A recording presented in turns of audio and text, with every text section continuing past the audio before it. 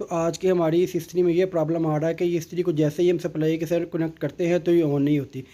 इस्त्री में main common की 4 प्रॉब्लम्स होती हैं। या तो इस्त्री ऑन ही नहीं हो रही होती, अगर आप सप्लाई से कनेक्ट करते हैं तो आपकी ये नेशनल की इस्त्री ऑन हो जाती है तो गर्म नहीं होती, दूसरी प्रॉब्लम। और तीसरी नंबर पे प्रॉब्लम ये आती है या तो इस्त्री डायरेक्टली ऑन हो जाती है। डायरेक्ट से मुराद ये होता है आप स्विच के इसके लीवर को ज़ीरो से पीछे ही स्टार्ट नहीं करते तो आपकी इस्त्री जल रही होती है। वो मुसलसल इतनी गर्म हो जाती है कि वो ख़ुद भी जल सकती है, इसका एलिमेंट भी जल सकता है, इवन के इसके साथ बना आप प्रेस करने वाले कपड़े भी जल सकते हैं और बहुत बड़ा जानी और माली नुकसान भी हो सकता है। चौथी प्रॉब्लम इसमें ये होती है कि ये इस्त्री शॉर्ट हो जाती है। शॉर्ट हो जाती है मतलब इसकी जो बॉडी है इसके साथ इसकी कोई भी तार या वायर शॉर्ट हो जाती है जिससे किसी भी इंसानी जान को बड़की झटका लग सकता है। ये 4 कॉमन प्रॉब्लम्स हैं जो नेशनल की इस्त्री में आती हैं और आज इन प्रॉब्लम को घर पे दूर करने के लिए सबसे अच्छे और बेस्ट रेमेडी तरीके आपको बताते हैं। तो बिस्मिल्लाह पढ़ के मैं अपनी इस्त्री के जो बैक पीछे एक प्लेट लगी हुई है, इसमें स्क्रू लगा हुआ है जो फ़िलिप्स या 4 मुंह वाले स्क्रू ड्राइवर से खुलती है। इसको इस्त्री को खोलते हैं और देखते हैं कि इस इस्त्री में आया कि क्या प्रॉब्लम है, क्यों ये ऑन नहीं हो रही। चले जी हम अपनी इस्त्री को खोलने जा रहे हैं। ये स्क्रू ड्राइवर से इसके बैक पे जो एक पेच लगा हुआ है, सबसे पहले इसको खोलते हैं।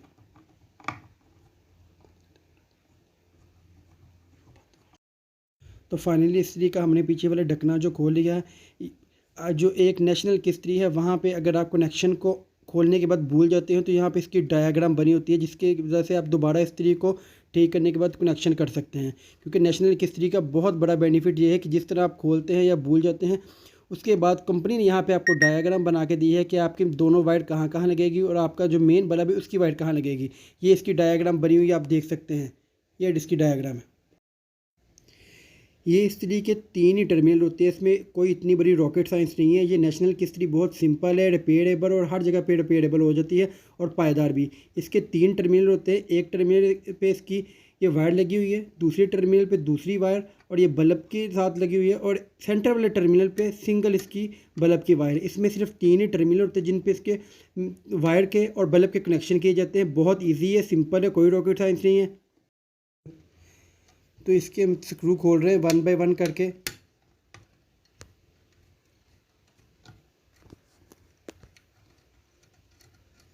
ये इसकी एक तार का जो है स्क्रू खुल चुका है, इसका एक टर्मिनल अब फ्री हो गया, ये देख सकते हैं। अब दूसरी तरफ दूसरे टर्मिनल के स्क्रू को भी खोल रहे हैं, ये दूसरा टर्मिनल भी फ्री हो गया, ये देख सकते हैं। अब सिर्फ सेंटर वाला टर्मिनल रहेगा जिसके साथ इसके बल्ब की सिर्फ एक स्क्रू लगा हुआ है। इसके बाद हम इस्त्री को खोलते हैं। ये दोनों वायर और बल्ब की तारें हमने खोल ली हैं। अभी इस्त्री के तीनों टर्मिनल फ्री हैं। नेशनल की इस्त्री में सबसे बड़ी ये खासियत है, इसकी ये क्वालिटी है कि जैसे ही आप इसकी वायर को खोलते हैं, अब आपके पास कोई इलेक्ट्रिशियन मौजूद नहीं, कोई ऑपरेटर्स नहीं, कोई टेस्ट बोर्ड नहीं, कोई मल्टीमीटर भी नहीं, तो आप परेशान होते हैं इसकी वायर को दोबारा कैसा लगाया जाए। लेकिन इसने पूरी वायर पे आपको ड्राइंग बना के भेजी हुई है कि आप बल्ब कहाँ पे लगा सकते हो और मेन वायर कहाँ कहाँ पे लगा सकते हैं। ये जापानियों का बहुत बड़ा कमाल है। नेशनल की इस्त्री की जब हम बैक प्लेट खोल लेते हैं, पीछे से वायर फ्री हो जाती है। इसके बाद इसको खोलने का एक ही सिंपल सा तरीका है, उसके ऊपर 2 स्क्रू लगे होते हैं जो सामने देख सकते हैं। ये दोनों साइडों के दोनों स्क्रू खोलते हैं तो ये बिल्कुल सिंपली तौर पर इस इस्त्री ये जो ओपन हो जाती है। उसके बाद हम इसके अंदर का एलिमेंट पोर्ट सर्किट चेक करते हैं, आया कि इस्त्री में फॉल्ट कहाँ है, ये क्यों ऑन नहीं होती या ऑन होती है तो गर्म क्यों नहीं होती। अब इसके हम दोनों स्क्रू खोल रहे हैं। दोनों स्क्रू खोल के इसके हैंडल को फ्री कर दिया जाएगा। ये एक तरफ से एक स्क्रू खुल चुका है, ये इसका पहला स्क्रू है और दूसरी तरफ से दूसरा स्क्रू भी खोलते हैं। ये दोनों स्क्रू खुलने के बाद नेशनल की इस्त्री का जो ऊपर वाला हैंडल है ये बिल्कुल फ्री हो चुका है। अब नीचे से इसका इलेक्ट्रिकल सर्किट आप देख सकते हैं। जैसे ही हमने इसके ऊपर हैंडल को उतारा तो नीचे तो आप देख सकते हैं इसके ऊपर एक हिफाजती खोल होता है, यह स्टील का बना हुआ होता है। इसके ऊपर इस्त्री का हैंडल होता है। ये सामने आपको जो वायर नज़र आ रही है ये इसके लीवर में घूमती है जिससे इस्त्री ऑन या ऑफ़ होती है। यही लीवर के घूमने का काम करता है। और पीछे 3 ये टर्मिनल है जिन पे वायर का कनेक्शन किया जाता है। ये इसके ऊपर हिफाजती खोल है, इसके ऊपर इसका हैंडल जो है वो इन 2 स्क्रू की मदद से फिट किया जाता है। नेशनल की इस्त्री के ऊपर वाले खोल को हटा दिए, नीचे आप इस्त्री का इंटरफेस देख सकते हैं। अब चेक करते हैं, ये इसका वेट होता है जिसकी वजह से इस्त्री कपड़े प्रेस करती है। मेन काम जो इसके वेट का है, जितना वजनी वेट होगा इस्त्री उतना ही अच्छा काम करेगी। अब 3 स्क्रू ये खोलते हैं, खोल के वेट को अलग करते हैं और उसके बाद देखते हैं कि आया इसके एलिमेंट में क्या प्रॉब्लम है, ये जो इस्त्री ऑन नहीं होती। तो ये तीनों स्क्रू जो वेट के हमने खोल लिए हैं, इसके बाद वेट को हटाते हैं इस्त्री से। ये वेट को जैसे ही हम इस्त्री से हटाते हैं, ये इसका मेन नीचे सर्किट आ जाता है। ये मेन इसका थर्मोस्टेट है, ओवरलोड है, जिनकी 2 पॉइंट्स आपस में मिलते हैं तो इस्त्री काम करती है। अब देखते हैं आया कि इसमें क्या प्रॉब्लम है। ये देखिए इस्त्री में बहुत ज़्यादा डस्ट जमा हो जाती है। इस डस्ट को हम कोई भी पुराना ब्रश लेके उससे सारी इसकी सफाई करते हैं और उसके बाद आपको बाकी के इसका सर्किट चेक करवाते हैं। तो आप ये देख सकते हैं इसका जो टर्मिनल है, इसके ऊपर जो डोपिंग किया हुआ बैकालॉइड का होता है, जिसके ऊपर वो लीवर काम करता है, वो टूट चुका है और इसका थर्मोस्टेट जो बिल्कुल जल चुका है। ये आप इसके पॉइंट्स को देख सकते हैं, ये इसका पॉइंट है जो जल चुका है और ये ऊपर वाला पॉइंट भी। ये थर्मोस्टेट काम नहीं कर रहा, लिहाजा हम इस थर्मोस्टेट को चेंज करके नया थर्मोस्टेट लगा देते हैं।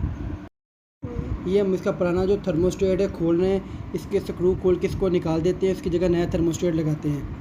ये इसका स्क्रू खोला है, ये इसका मेन स्क्रू जो बॉटम में कसा हुआ होता है, जिसकी वजह से थर्मोस्टेट अपनी जगह पे एडजस्ट होता है।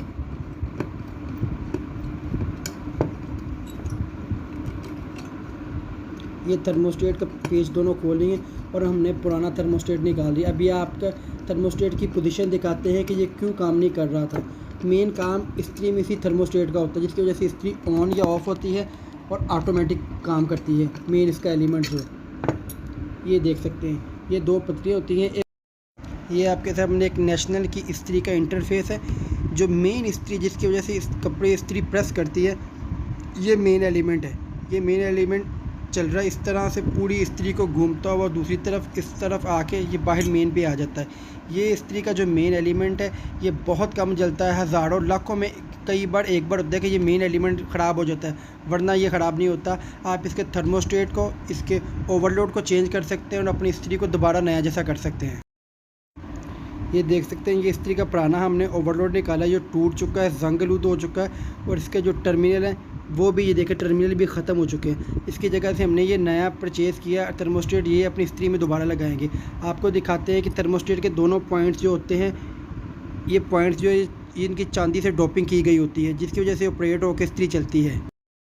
अब फाइनली हम इस्त्री के जो वेट है इनके स्क्रू को बंद कर रहे हैं, क्योंकि हम थर्मोस्टेट इसका चेंज कर चुके हैं। ये तीनों स्क्रू हम इसके बंद करने के बाद इसकी इस्त्री के जो मेन कनेक्शन है वो करते हैं। ये जनाब हमने इसका थर्मोस्टेट करने के बाद तीनों स्क्रू लगा दिए हैं और उसके वेट को इसके ऊपर रख दिया है। अब इसके ऊपर इसका हिफाजती खोल लगाते हैं और आपको दिखा।